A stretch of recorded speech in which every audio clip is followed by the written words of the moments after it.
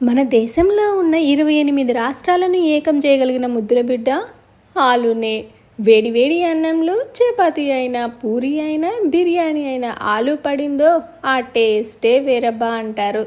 మరి ఒక simple and tasty aloo fry చూసేద్దామా? ముందుగా ఆలూని మీడియం సైజులో కట్ చేసేసి నీళ్ళల్లో పసుపు, సాల్ట్, ఒక చిటికెడు ఆయిల్ వేసి ఉడికించేద్దాం.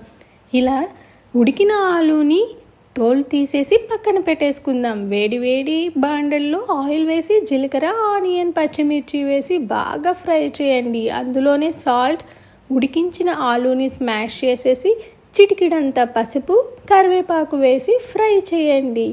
ఇక్కడ చూపించినట్టు బాండలి మొత్తానికి ఒక అట్టులా సమానంగా స్ప్రెడ్ చేసి కాసేపటికి కలిపెడుతూ చేయండి. ఇలా చేయడం వల్ల ఆలూ ఫ్రై చక్కగా రోస్ట్ అవుతుంది అండ్ టేస్ట్ కూడా చాలా బాగుంటుంది.